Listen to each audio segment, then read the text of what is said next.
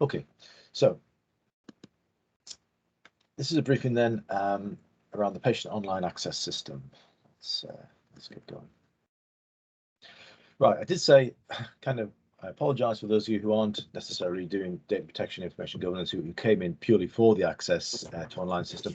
It's a kind of, while I've got you all here, I'm just going to run through a couple of other quick little things, come up around information governance, just as one page, couple of things, and then we'll get into the main meat of the presentation. So reporting incidents, and these are things obviously that have come up from experience over the past few months. If you need to report a data incident, potential data breach or an actual data breach or anything like that, you must report it through the Data Security and Protection Toolkit. So this is an agreement with the ICO that they don't want people, whereas previously you would have reported directly to the ICO, and with GDPR coming in, there's a requirement to report all incidents, so that the ICO are getting huge volumes of incidents coming through. And so they've had an agreement with the NHS that all organisations who have got access to the Data Security and Protection Toolkit must use that as their reporting mechanism. And when you go on, if you log on, you'll see there's an incident tab along the top.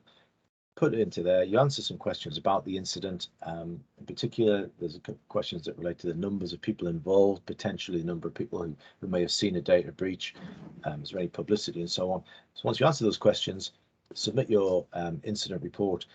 The system itself then does an assessment as to whether that goes any further and to what happens to it. But the requirement is that you must report incidents through that system, and you shouldn't use the ICO's direct incident reporting, which is for other organisations. And I'd also make the point that if you're one of the organisations that takes the N3I service, i.e. myself, as your data protection officer, you should also report the incident directly to me as well. Actually, if you do it the other way around, if you report directly to me, I'm happy to talk you through reporting it through the toolkit itself anyway. There may be other reporting available. I don't know if you, whatever your requirements are, report things to the CCG as commissioners and so on. But they're the two you must do: report to me and report through the Data Security Protection Toolkit. Okay, you'll all be getting loads of stuff around this fairly soon. The Yorkshire Humber Care Record, there's a document pack which has data sharing agreements and so on. I've put a blog onto our web portal just to say that I've assessed all the documentation that you're going to get, and I've looked at the system, the assurances that are in place, and essentially as long as you're happy with the concept of what it's doing, then there's no reason from an information governance point of view why you shouldn't sign up. So I'm giving you the assurance that all the documentation, all the security, all the confidentiality, all the system itself is secure, it's appropriate, it's approved, and things like that. So as long as you're happy with what it's doing, then you can sign up to that document stuff that you'll have received.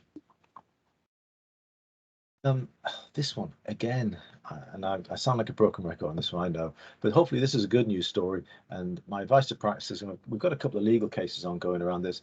You don't need to deal with deceased records. If you get any queries relating to them, I mean, first of all, more than happy to send them to me, and I'll give you advice on it. There is a fact sheet on our portal that says it's a difficult area. Let's be honest about it. There will be lots of things going on within the people who are asking for the information, and it's all covered. It's not data protection anymore. It's all covered by the Access to Health Records Act, which is a very different act, very complex. And you don't need to know anything about it, because this is the job of PCSE. It's their job to deal with requests for deceased records, and stick to that line and you'll be fine. I had a legal letter from the solicitor yesterday quoting the law to us. Actually, he was right, and the law says that Access to Health Records said that you have to legally consider each request. Fine, consider it, and then make the decision that you're going to pass it over to the people whose job it is to deal with this stuff, which is PCSE. They literally employ people to do this, so why would you do it? Okay, I sound like a broken record on that one, I'm sorry. But obviously, any queries about deceased records as well, please just drop me a line. Please come straight to me and we'll sort it out. Patient registration issues continue to be an issue. We're seeing low-level ones. Occasionally, they get escalated to significant incidents, and they can go into a real mess at that point if they're missed and they go on for some time. I think our clinical safety team sent around a little fact sheet yesterday about this. I'd ask you please to just check with your staff who are involved in patient registration and just kind of just remind them perhaps of the significance of being sure that they get it right, and obviously get it right first time, because the potential for it to go wrong if they don't get it right is really significant and cause major problems. So just be a good time to have a quick review of your registration and make sure that everyone's happy and absolutely getting it spot on, because we are seeing quite a few that unfortunately don't, and not necessarily in our area. I'm talking about, you know, other areas kind of picking our patients by mistake, if you like, and that's caused some significant issues. Okay, I mentioned it a couple of times already, so I'm just going to highlight it again for you guys. This is the information governance portal that we have, and this is kind of where I try and put all the stuff that I get. I'm very conscious I'm not sending you too many emails, so I don't email every time I update stuff on here, but this is a portal for you. We've got fact sheets, which are single page documents in almost every case, I think, and a single topic. I don't like newsletters. I used to call them newsletters, actually. You may remember that, and I just don't like the terminology. So these are now fact sheets. Hopefully they're also titled in a way that you can see, oh, okay, that one's about security awareness training, and that one's about the Portugal hospital case, and you get the idea that they're titled kind of tells you what they're about, and hopefully that you find those useful. They're very specific documents about a single subject. We then have a blog that I do, which has got loads of different stuff. These are the little things that come along. I mentioned earlier on the Humber Care record. There's a statement there that I've produced about it, and loads of stuff anyway. Firearms is quite an interesting one. These are just the little sort of things that come up. CCTV, really interesting. Data sharing for COVID. Change of names. This is one that is still popping up quite frequently around people who want their name changed because it doesn't match their passport and they're just about to fly off, and they need to make sure that their COVID app fits the passport. Anyway, there's loads of stuff on here in the blog section. And then videos. Obviously that was the last online one that we did just before Christmas. The video of this will go up as well, and there are some other ones as well on there that you can see. So yeah, that's our web portal, and I would encourage you to have a quick look at it. I do a bit of a weekly one as well, which has even smaller little snippets of bits of information. Okay, so let's get on with this one. Accelerating patient online access. Well, it is going to happen. I suspect that unlike some of the other things that have been coming along in the not too distant past, care.data and the replacement GP extraction system, which were both pulled and kicked into the long grass by NHS Digital, very much due to, as I say, weight of public opinion and a large outcry from clinical people and so on. There were very specific groups of people against those systems. The difference we've got here is probably the only people who are saying this isn't a good idea are a relatively small cohort of practice managers, I suspect. And I'm afraid, guys, it is certainly my sense is, and I've spoken to the team behind it in NHS Digital as well, is that this is going to go ahead. There's no significant push back against it. BMA and Royal College of GPs and various others are supportive and have been providing guidance documents and chipping into that. There's no big Twitter campaign to have it stopped and so on. So I suspect that it is definitely going to go ahead. In terms of all the guidance and stuff that's available, their website here is actually very good. They've revamped it again over Christmas, New Year. So the stuff that's on here really is good. Guys, can I just ask everyone to go on to mute, please? I can hear someone kind of talking. If you do have sorry, and I really apologize, I should have said this. If you do have a specific question, the easiest way will be, and if it's okay with you guys, we'll do it all at the end. Otherwise, because I'm looking at this, I'm not looking at the chat or anything like that. So if you've got a burning question, drop it into the chat bit there, and we'll deal with them all at the end if that's okay. I can just hear a few people talking in the background. So if you can go on mute, that'd be fantastic. Yeah, so I think this page has an awful lot of stuff. It talks about the contractual requirements, stuff that you should be aware, going from the basics all the way through to some detailed stuff. And as you're also hopefully aware, NHS Digital are running their own webinars. And from here, if you just click on that bit, you book onto the sessions. It takes you directly to that page, and there you go. So there's one today. I suspect that one might be quite full, but there you go. You can get onto one today at 12 o'clock, and there are an awful lot more over the next, all the way up to the end of March.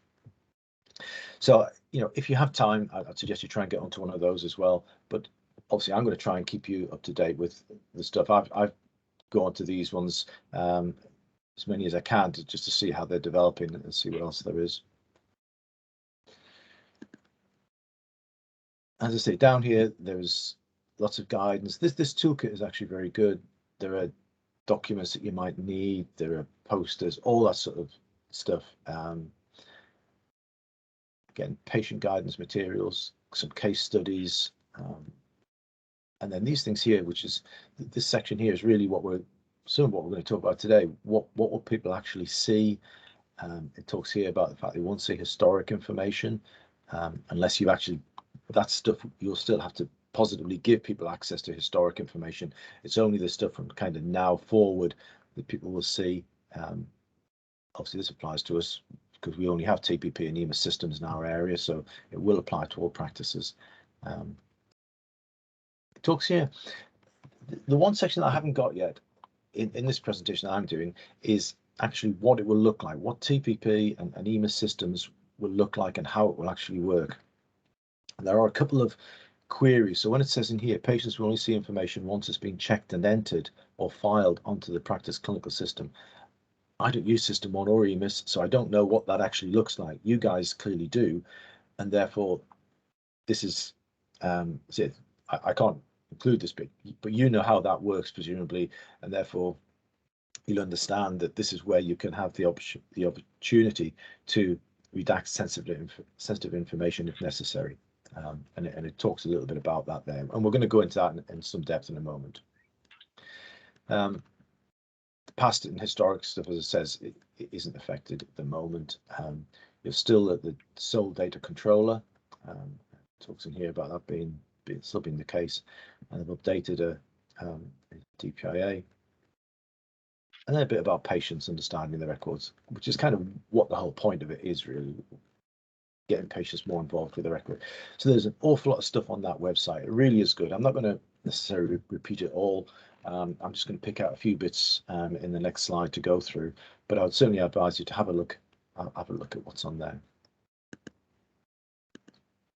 So a couple of specific things that I just want to kind of go through, really. This is the time now, I suspect, to be looking at your processes and seeing how you need to change.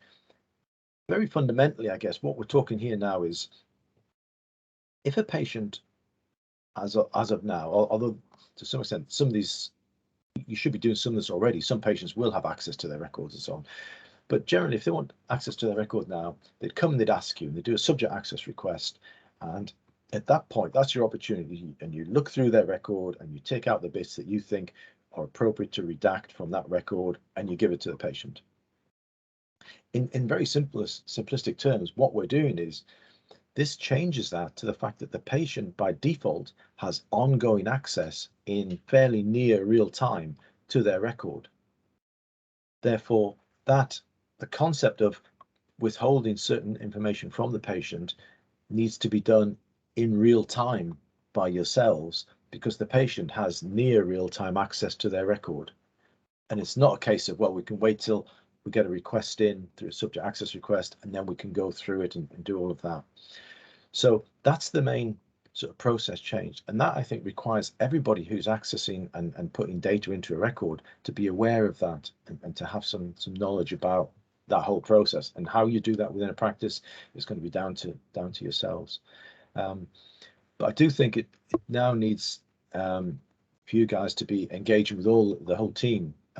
That's from doctors and reception staff and everybody, really, because it is going to impact on the way that everyone does their work, I suspect. So obviously what I'm doing and the distribution list I have, I talk to you guys as practice managers. Within within that, within your own practices, you then need to understand and have some thoughts around how you're going to expand this stuff out, because this is going to affect the whole team, I suspect, in different ways. But you clearly need to think about the processes that you have in place to affect that change from the patient at the moment has to ask for their record, can they see it, and how you that process, the subject access request, to the patient will already have access to the record. And there is a logic to this, that if you think, and I know, well, I know many of you out there have concerns, have genuine concerns about this, and they've been expressed a number of times, both on webinars and on the national webinars. What I would say, I guess, is going back to the point earlier, it clearly is going to happen. The national team are aware of those concerns and have tried to address them. But I don't think there's anything in there that's going to stop this process going forward. Therefore, I suppose it's about being positive about it. And there are some positive things, he says, that there clearly are. So if we think about just what we said there, subject access requests, there's a concept that, what do patients want when they're doing this? They want to see their information. Why do we get so many subject access requests? Because patients want to know what's in their record. And given that the law says they can see that, they've got an absolute right in law to be able to see that information, then if we can make it more straightforward for them to do that, then it will potentially, and possibly this is a more longer term aspiration, it will cut down on the number of subject access requests that we get.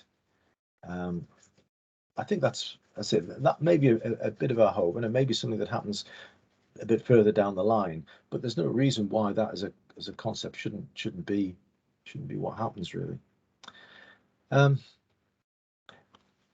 Thinking about slight negative things, there was on one of the national calls that I was on recently. Some of you may have been on as well. There was a practice manager raised an interesting point. She said, what will happen if we put a letter that's for one patient onto the record of another patient? And I think the guy who was dealing with it kind of realized that there's 2 points to that.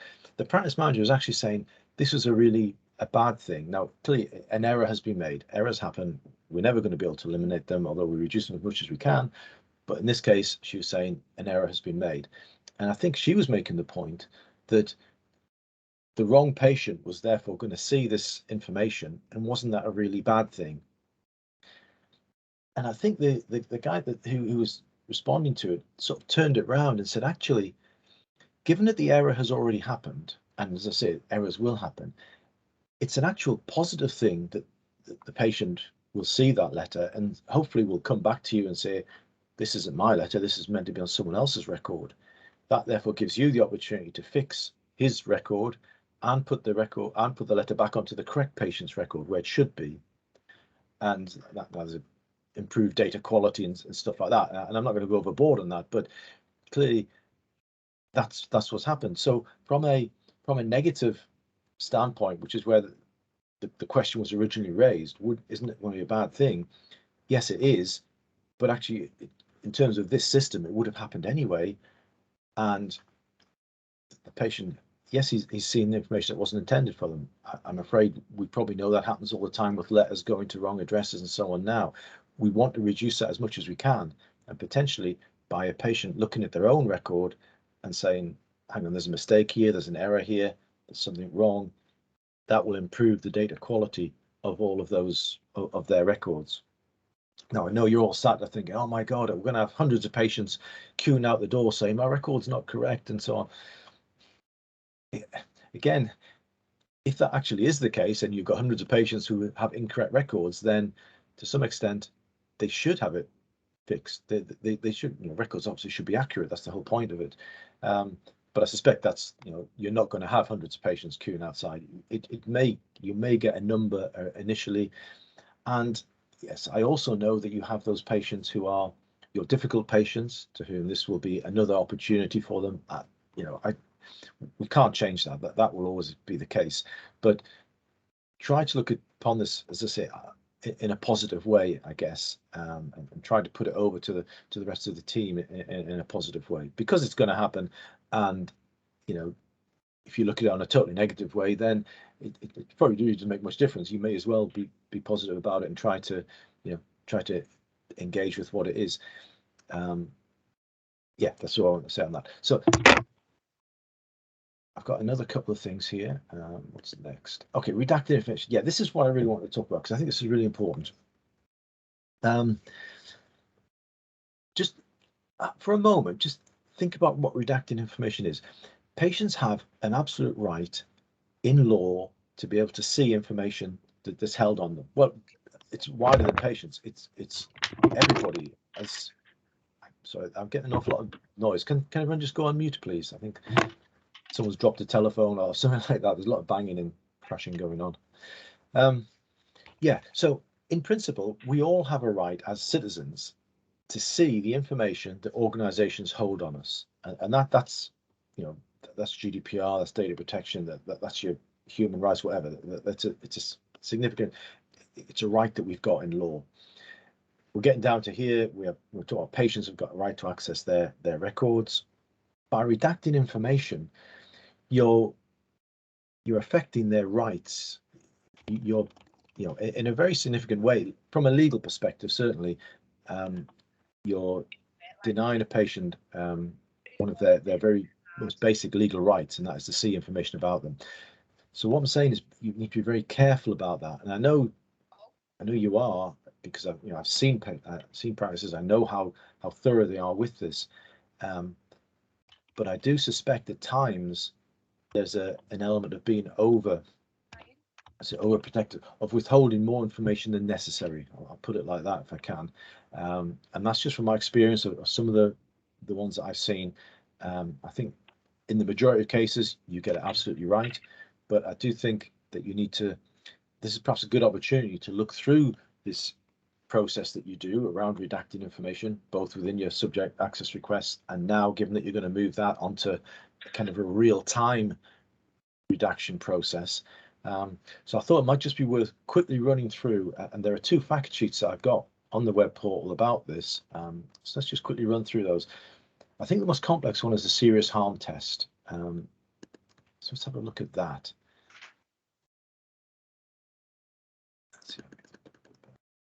So I'll just quickly run through this.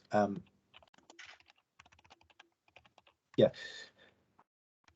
So the information, we've just mentioned this bit, actually, the second paragraph there, it's a legal right to be able to look at your own information. And by depriving the person of this right, it is a very significant step, and you must ensure that you're following it correctly. Obviously, getting it wrong is going to have significant impact as well. The serious harm test itself, there's the actual quote from the law, from the DPA, basically saying that you can exempt the information if it would likely to cause serious harm to the physical and mental health of an individual. There aren't many concepts where you can cause serious harm by withholding information in terms of physical health. So the majority of cases, we're looking at someone's mental health. And remember that serious harm is going to be quite a high bar, if you like. Some guidance here from the BMA and so on, where they talk about extremely rare circumstances that you would be doing this. And this is what I just like it when you're doing this review and thinking about this. It talks about, I can't say how rare that would be. Once or twice a year in a practice, you may find that you'd be doing this. I don't know. Obviously, practice sizes and everything will be different. But it is going to be an extremely rare scenario whereby you withhold information on a patient because of the serious harm test. Okay, and I do think, and this is just my personal assessment, that occasionally more information is withheld than is necessary when and if you take a strict legal view of it, I think sometimes we withhold more information than we probably should.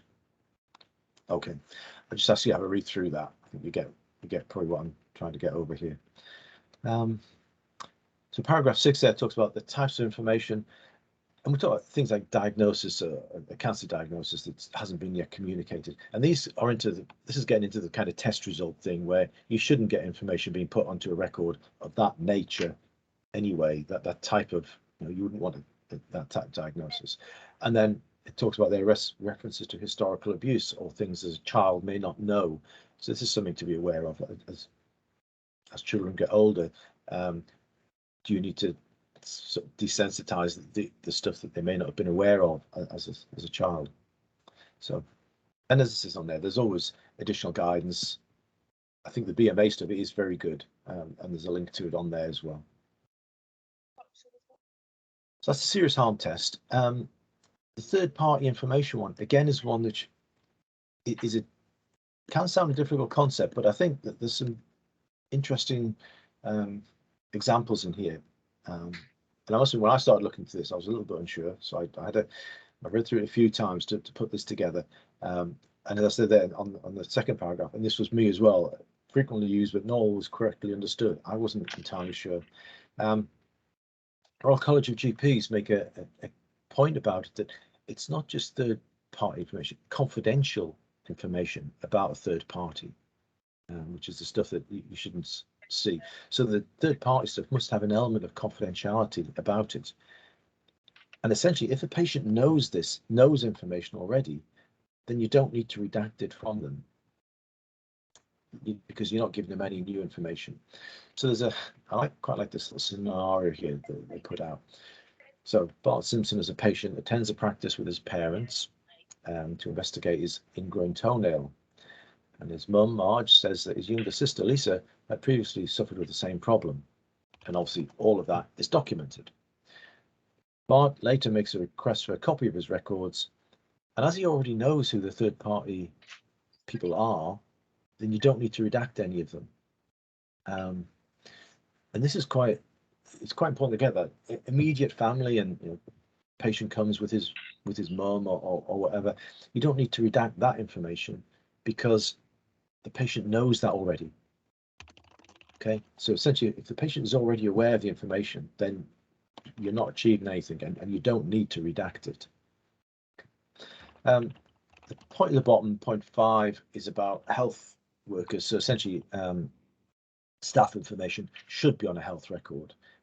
And if we think from our own perspective, you wouldn't expect to go and see a nurse or someone at the practice and not be told that person's name.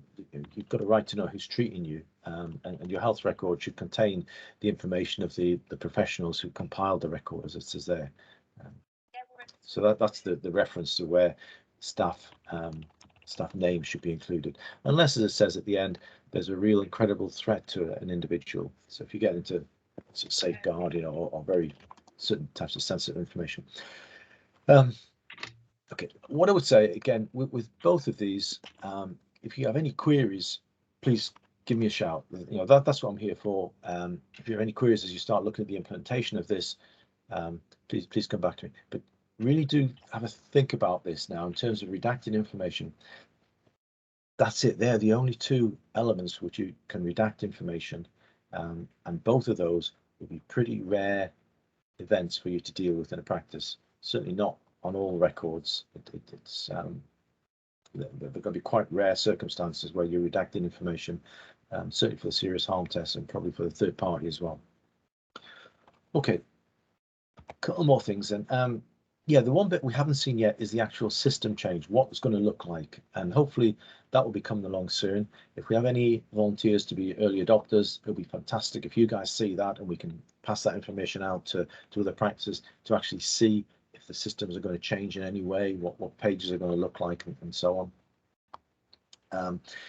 Test results we've mentioned. Again, I'd like to see how both those systems operate. So when a test result comes in, how it gets held, how the practice deal with it before it gets put onto the system and made available for the patient to see. Now, it may be your natural thought here is we get a test result that comes through, and we need to get the patient to come in, have an appointment and talk to him about it before it gets put into the system because we don't want him to see it. Actually, an awful lot of test results that are that aren't ones that would require you to talk to the patient, if that makes any sense. I think it does. Routine ones that are positive and don't have any adverse indications. It may be a good thing that you can now just put them out straight onto the patient's record, and the patient can see that, oh, there we go, that result, that test I had the other week is fine. There's nothing to worry about. So this may be a positive thing that you can get out test results and patients can see them straight away. This is a difficult one, coercive relationships. However, I think the point that was made by the team on the webinar I was on recently is that essentially you have this now to some extent. Well, you do. If there's a patient who's in a coercive relationship where their partner is demanding, for example, to be able to see their medical record, they could do it now. They could require them to make a subject access request, get the information, and see it. This doesn't change it. This kind of puts your subject access requests almost into real time, if you like, but doesn't change the problem that you've got there. And there is some guidance documents on there that are actually really very good. And we'll talk about some of the things you can do, because of course, now that this is in place, it may be an indicator that if you stopped someone, it's going to be as straightforward as just switching off. So, okay, you can't have that, because someone in a coercive relationship is going to say, why have they switched that off? Why can't you have it? And that may not be particularly helpful, but it may be helpful if you're aware of it to be able to leave out certain specific types of information, put it that way, and certain historic information. Again, you may want to be able to hide from the patient from the online access view. And there is some guidance on the NHS England website about how to deal with that. Age issues, there's an excellent document which I found yesterday, and I'm going to put onto our web portal this morning, which is from the Royal College of GPs, as you'd expect, an excellent document, and it goes through all the different age issues. So the issue of up to 10, where it's absolute right parent responsibilities, over 16, where it's absolutely patient responsibilities, then that difficult age for lots of reasons, with children between 11 and 15, where you're into Gillick competence and how you deal with that, and what you should do around, should you switch off automatically access at 11 and wait for people to come online again and ask for it. Again, that's all covered in this. It's an excellent document from the Royal College, which I'll be posting online this morning on the web portal. Okay, and my final request here is one I made at the very beginning. NHS Digital would really like a couple of practices as early adopters, and I think it would be really useful. I've just explained. I know you're putting yourself forward, but you would get some good support, and what we'd learn from that would be answers to some of the questions that many of your colleagues have got. So please drop me a line if anyone feels they'd like to do that. Okay, that is all from me this morning. Thank you all very much for attending.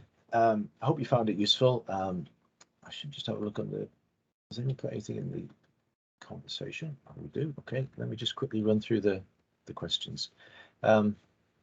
Oh, Janet, problem seeing the presentation. My apologies, Janet. It has been recorded, and I will put it onto our website, onto the web portal this morning. Perhaps it's easier to view it in that way if you're having problems earlier on. Yeah, Karen, as I said, it'll be on the there. I saw that I had to provide records of the deceased to you now and see advise this was good. But Claire, that's just legally not correct. I'm more than happy if you want to come to me. I'll take up that query. The system of other organisations can input letters. How do we do this with third-party information? Good question, Janet. If it's third-party information, first of all, I suspect check the third-party information bit. When the information is held on the medical record that you hold for your patient, including information that has come from other organisations, is your responsibility. You're the data custodian for it. So as well as the fact that it could have other people's information in, there's a limit to what you can do as well. But also, I've seen cases where letters, you get a letter that says, don't disclose, and it has all these different, don't give this to this one, don't share it in this way, do this with it.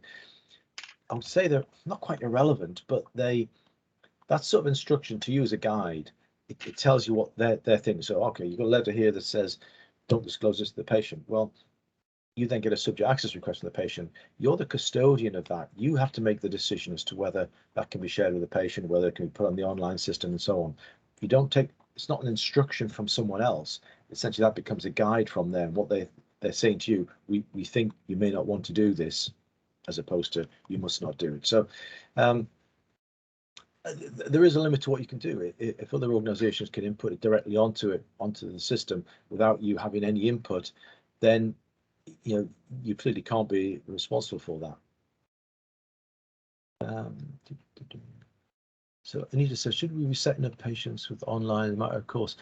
Sorry, I haven't explained that bit. So this will apply. So the whole concept of the system is that patients who've got the NHS app will be able to see their record by default. So when the system gets switched on, which we think will be around sometime in April, anything that gets entered from then going forward will be visible by default to the patient. You won't need to do anything. So it's turning that whole concept around, where at the moment the patients have to ask and you have to set them up and you have to go into the system and do various bits and pieces. And there are those will still be available because patients may still want historical access. Also, you can still get the apps that System 1 and TPP provide, so patients can still go through those. And I think they're probably still be used for doing bookings and stuff like that, where I think they're quite useful. This system we're talking about here only applies to the NHS app. And as I say, and what will happen is that by default, when TPP and EMIS switch their systems, whatever they have to do in April to switch their systems, from that point forward, a patient will be able to see in the NHS app all the information that gets put onto their record. Okay. Sarah has put entries from other providers. Yes, so entries from other providers. So if you talk about, for example, System 1, you will only see the data from your unit. You won't, if there's a share to another unit, you won't see that at the moment. Patients will only see the information that's in their GP record. Letters from those providers that come in paper and scanned onto the practice record become part of the practice held record, for which you're the data custodian, and they would therefore be visible. They shouldn't be redacted unless they fall within the concept of what we talked about earlier about redaction. You shouldn't be careful about doing anything by routine. We'll always make these ones. Always redact this. Letters from mental health, we'll always redact those. It has to be done on a case-by-case basis.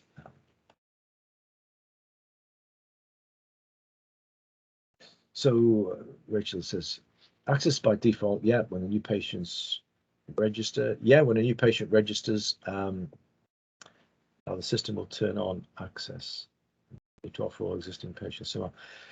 So my understanding is, as I've described it, within the NHS app, and Joanne, no, I don't think you do get notification.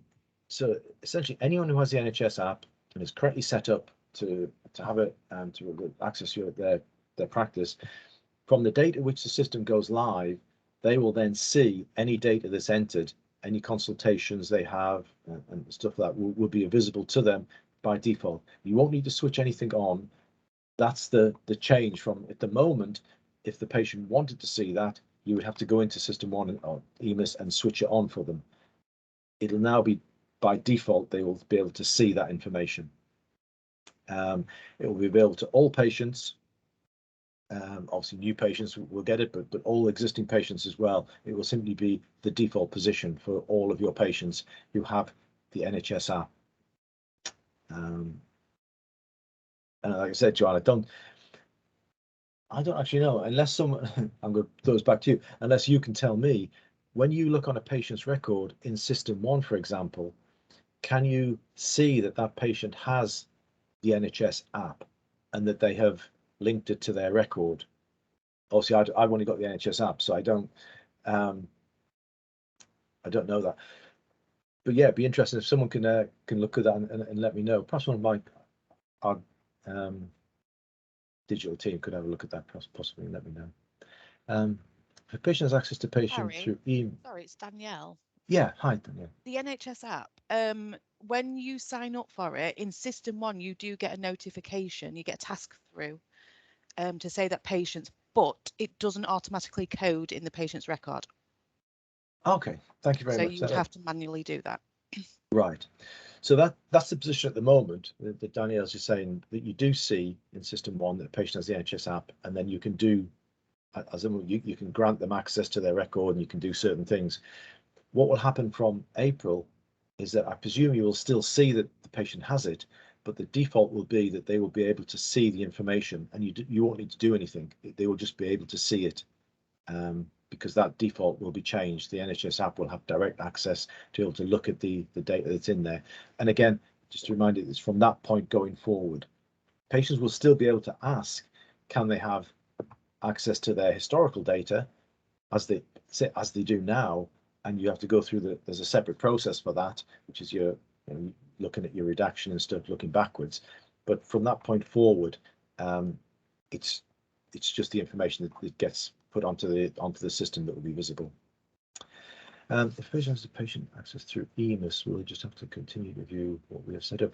Yeah, so my understanding is, as I say, slightly blind on this bit because TPP and EMIS, I don't know exactly what their systems are going to do, but I presume that their apps will continue and that they will have the setup exactly as they do now. They may want to change it, I don't know. I haven't heard anything about that. This is purely about essentially the additional bit of the NHS app. The other systems and apps, I presume, will still continue to work as they do at the moment. Do we give them online access? No, Anita, I think there's a good news story from Anita. You don't need to do anything. You just say to them, yes, to them to get the NHS app. You don't support the NHS app. You tell patients if they want to have access to their records, they get the app, get it set up, and it will be there. Again, from the point at which they set it up going forward. They'll Rachel, they'll see all data. Is my understanding that they'll see letters, attachments, free text. That they'll see everything that gets put on in terms of the consultation, not just the coded data, which I think is what you see at the moment. Well, there are different versions of what you can see, I think, when you set people up. As I understand it, it's going to be full record. This stuff is probably better answered in the by having a quick look on that NHS digital page, which, as I say, it is very good. There are links in there to toolkits and stuff like that, but it's not too much. You'll be able to find the answers, I'm sure, for what you need. But I mean, I will certainly have a look as well, and we can cover that sort of stuff as we also get nearer. We'll do another one of these beginning of March. We should hopefully know more about the actual practicalities of what people will actually see, what buttons will you actually need to press. So at the moment, I think if you focus on the principles of it, what the system's trying to achieve, and the processes that you may need to go through to get that, we've talked about, thinking about the processes within the practice that you may need to look at. Hopefully by next month, we'll be able to look at the actual, what bits will I see and what buttons will I have to press. And again, if someone wants to be an early adopter, that would be fantastic. Online messages to GPs. I think you can do that through the NHS app, can't you? I've got it at the moment. I'm sure there's an option to send messages. I mean, I know the System 1 app has an option to send messages. It used to be, I remember testing this with the practice I'm registered at, actually, and we tested it to see when they first went on live, and on the System 1 app, you could send a message to a specific person. You had a drop down which kind of listed all the people at the practice. I think they changed that, and I think you now send it essentially to the practice, and someone at the practice will pick it up. So yes, you can do messages. So you can do messages in the internal apps at the moment, and I'm pretty sure the NHS app does the same. I'm pretty sure it lets you have access as well. Okay. Were there any more questions on there? Can't see any more at the moment. I think that's done. Right. If anyone's got any queries at all, please drop them to me. I can't guarantee I can answer them all, but I have a direct contact now with the implementation team. I can ask them, and we can get information back to you. And then hopefully fairly soon we'll get into the meat to be able to see exactly what the system does. But I think at the moment, have a think about your kind of practice, the processes, getting everybody aware of this, about this. If anyone feels that it would be useful to hear me talking more about this, and I'll set myself up there, aren't I, really, because everyone's going to shout back, no, we've talked too much already. If there are any more presentations to groups, I'm probably a bit limited about going to individual practices, but if there are any groups that you feel would be useful for me to come talk to, I think talking to GPs in Northeast Lincolnshire, I think next month or at some stage, just let me know if you feel any of this, a shortened version or a longer version, this would be useful to anyone. I'm happy to do it. Obviously, as I said, it'll be recorded and we'll put it online, and so people can. And obviously, the advantage there is you can whiz through the boring bits and find the bits that you want. But I think that's probably more than enough. Thank you all very much this morning for coming along. And like I said, you'll certainly be hearing more about this. If you've got any queries, just get back to me.